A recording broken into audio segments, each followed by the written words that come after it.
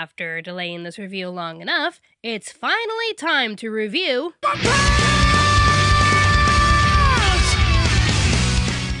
One Punch Man, a series that started out as one of the most popular webcomics back in early 2009 by an author using the synonym One.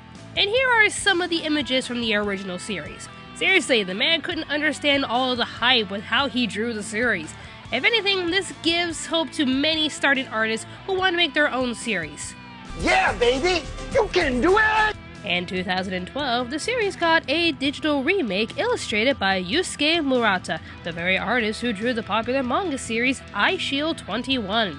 The series became so popular that an anime adaptation just had to be made. One Punch Man is the one anime title that is unanimously known as the best anime of 2015, and has one of the simplest plots I've ever heard of in a while.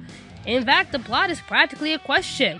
This is Saitama. Through 3 years of intense training, he has become the world's strongest being on Earth. Now what? Yeah, the man is so strong he could take down any enemy, no matter how strong they are, with just one punch. Hence the title. So with a plot so simple, where can Saitama's personal torment lead us? Well, the plot goes down an interesting turn. We first meet our awesome main character, Saitama, a hero for fun who can take down any threat with one punch.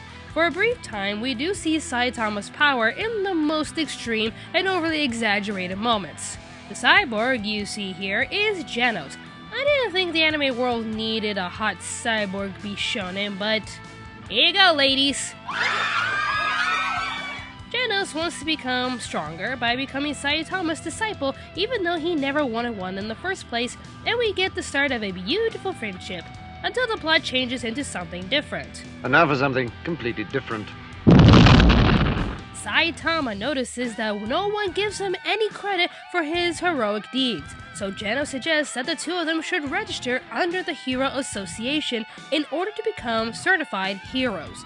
However, the association is not all that's cracked up to be, as all the heroes are all ranked by their abilities, strengths, and test scores.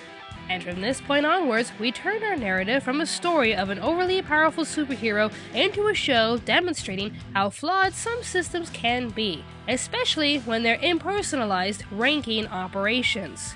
The plot turn took me by surprise, since I really didn't see it coming, but then again, I guess there's only so much you can do with the world's strongest character plot. So why not highlight a flawed system of ranks and oppression by the higher ranks mistreating lower ranks? Plus, it does add a bit of humor when Saitama, being the strongest being in the world, is not placed in the top rank because of his test score. His test score? So you mean to tell me that no matter how strong and talented Saitama is, it's his test scores that determine his place in life? I mean the association? A farmer is carrying a fox, a chicken, and a bag of corn. The farmer has to cross a river using a boat, but can only take one thing at a time. If he leaves the fox with the chicken, the fox will eat the chicken. If he leaves the chicken and the corn together, the chicken will eat the corn. How does the farmer cross the river with everything intact? Just jump over the river with all three in your arms. I'm Saitama, bitch.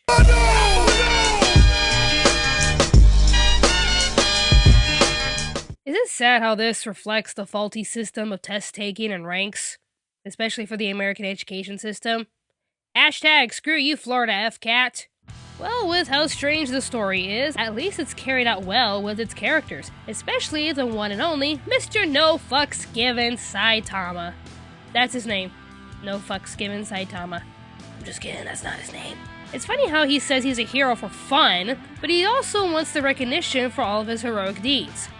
That one nitpick aside, I just love everything about his personality and how frank he is. The way he reacts to overdramatics of other characters really makes him a hilarious character. Seriously, look at how elaborate and over-the-top these characters can be, and how he just shoots them all down. Sensei, take me in as your disciple! No. Now, you lower-level peon, allow me to teach you a lesson! Nope. Man, with how over-the-top and dramatical some people are nowadays, I wish we had more people like Saitama. Of course, there was one time where he had to lie and actually care about his situation when the heroes had to face one of their toughest challenges. But I won't spoil that episode for you all. Fight the good fight, Moomin Rider. You're more than the underdog for me. Hashtag Moomin Rider for the win. Now, as for the music and animation, both are just amazing. The opening does its job well with its rockin' intro and exciting animation. Although the outro is not as exciting as the intro and the series itself, it kinda gives you a moment to calm down and relax to this pretty song after all the action you just witnessed. The animation was done by Madhouse Studios, who was also responsible for Death Note, No Game No Life, and Death Parade. I will say, though, that I think Madhouse really went above and beyond with their animation this time, with how intense the action was in this series. They even perfectly captured Saitama's lazy face, but also knew when to transition his style from apathetic to intense. I love those eyes, they're so fierce. I mentioned that this show is hilarious.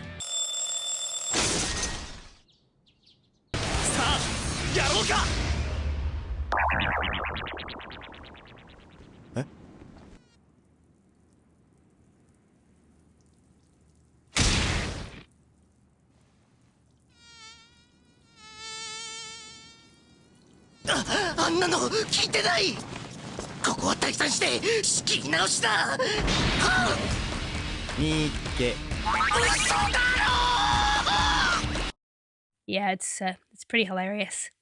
With how laid back our hero is compared to the overly eccentric side characters, you're bound to get some great comedy between the characters. I'm sorry, but I gotta see that mosquito scene again.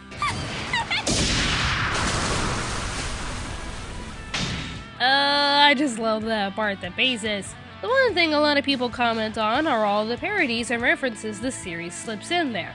Alien from episode 1 obviously looks like Piccolo from Dragon Ball Z. Pooty Pooty Prisoner does a Sailor Moon-like transformation. Moomin Rider is obviously a parody of Kamen Rider. And oh, Titan! Okay, somebody call Eren Yeager over here, cause...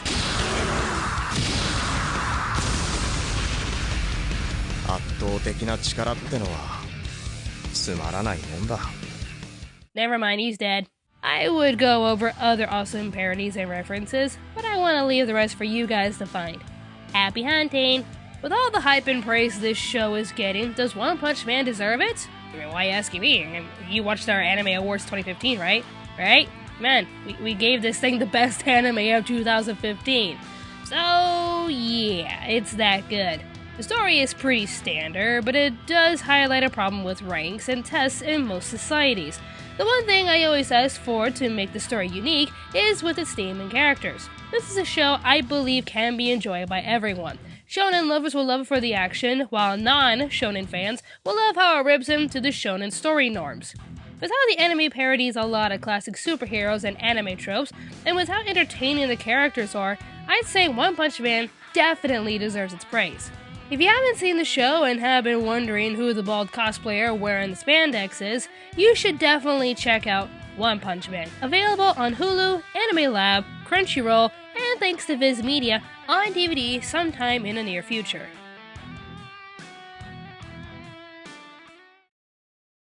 Show it again.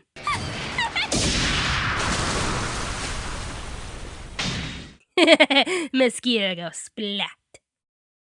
Want to support the production? Check out our brand new store on Store Envy. For a small price, you can have a one-of-a-kind poster made by yours truly.